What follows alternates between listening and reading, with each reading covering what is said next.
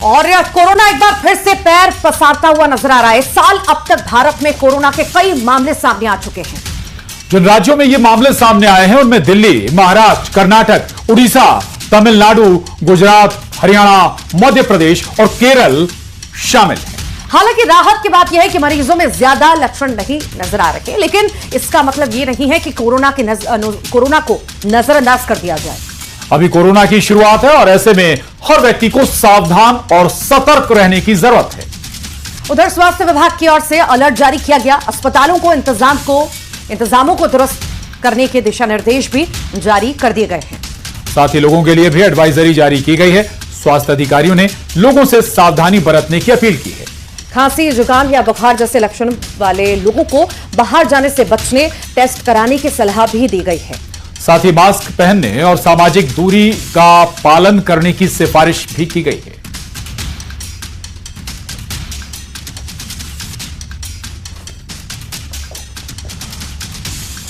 और चलिए अब आपको बताते हैं इस बार कोरोना की वापसी कैसे और कहां से हो रही है। साथ ही आपको बताते हैं कोरोना का कौन सा वेरिएंट अब आ चुका है, जो पहले से ज्यादा खतरनाक है या फिर पहले जैसा है। सिंगापुर, हांगकांग, चीन और थाईलैंड जैसे एशियाई देशों में कोविड मामलों में तेजी देखी जा रही है।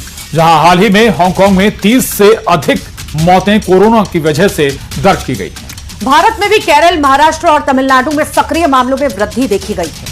ओडिशा, कर्नाटक, हरियाणा, दिल्ली, गुजरात, मध्य प्रदेश और छत्तीसगढ़ में कोरोना के नए मामले सामने आने के बाद से हड़कंप मचा हुआ है। केरल में 182, महाराष्ट्र में 210, कर्नाटक में 16 मामले दर्ज किए गए हैं कोरोना के, जबकि राजधानी दिल्ली में 23 और दिल्ली से सटे हरियाणा में 3 केस कोरोना के अभी तक सामने आए। तो वहीं बात गुजरात की करें तो गुजरात में लंबे समय बाद 15 नए कोविड के मामले सामने आए हैं, जिनमें से 13 अहमदाबाद शहर और एक राजकोट और एक अहमदाबाद ग्रामीण क्षेत्र से सामने आया है।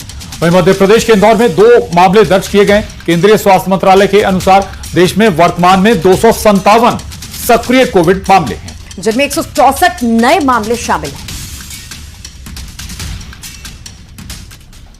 और इस नई लहर के लिए ओमिक्रॉन का JN.1 वेरिएंट और इसके सब वेरिएंट्स LF7 और NB.1.8 जिम्मेदार हैं। विश्व स्वास्थ्य संगठन यानी WHO ने JN.1 को दिसंबर 2023 में वेरिएंट ऑफ इंटरेस्ट घोषित किया था। यह वेरिएंट ज्यादा संक्रामक है, लेकिन विशेषज्ञों का कहना है कि यह पहले के वेरिएंट्स की तुलना में ज्यादा खतरनाक नहीं है और ज्यादातर मामलों में हल्के लक्षण जैसे बुखार, खांसी, गले में खराश और शरीर में दर्द देखा जा रहा है। इंदौर में कोरोना को 2 पॉजिटिव इंदौर में केस आए और मरीजों की केरल और अहमदाबाद की ट्रैवल हिस्ट्री भी पाई गई है। वहीं दोनों मरीजों को होम आइसोलेशन में रखा गया है। दोनों की हालत सामान्य बताई जा रही है। स्वास्थ्य विभाग के मुताबिक इंदौर में जनवरी से अब तक कोविड के 5 मरीज मिल चुके हैं और एक मरीज की मौत हुई है, लेकिन ये दूसरी बीमारी की वजह से हुई है। जरूर ओपीडी में उन्होंने जांच कराई है और उसमें से 2 पॉजिटिव आए हैं। एक की आउट ऑफ इंदौर की ट्रेवल हिस्ट्री है और एक की उम्र 33 साल है, एक की उम्र जो है वो 30 साल की है और दोनों मेल पर्सन है। जनवरी से अभी तक की हम बात करें तो लगभग 5 पेशेंट हमारे पॉजिटिव आए अभी तक और 5 पेशेंट में एक पेशेंट जो है आउट ऑफ इंदौर के हैं और दूसरे 4 पेशेंट हमारे पॉजिटिव है। इनमें नॉर्मल सिम्टम्स वगैरह थे और ऐसे कोई भी प्रॉब्लम नहीं थी। वरना अभी ये जो 2 पेशेंट कल भी आए ये भी घर पर ही है और इनमें अस्पताल में कोई भर्ती भी नहीं है। और महाराष्ट्र में स्थिति चिंताजनक बनी हुई है, जहां एक सर्वे के अनुसार 22% परिवारों में एक या अधिक व्यक्तियों में कोविड, फ्लू या वायरल बुखार जैसे लक्षण पाए गए। लोकल सर्कल्स के सर्वे में यह भी सामने आया कि 20 लोग ही वायरल लक्षणों के लिए कोविड टेस्ट करा रखे हैं और जिसके कारण आधिकारिक आंकड़े वास्तविक स्थिति को कम आंक सकते हैं।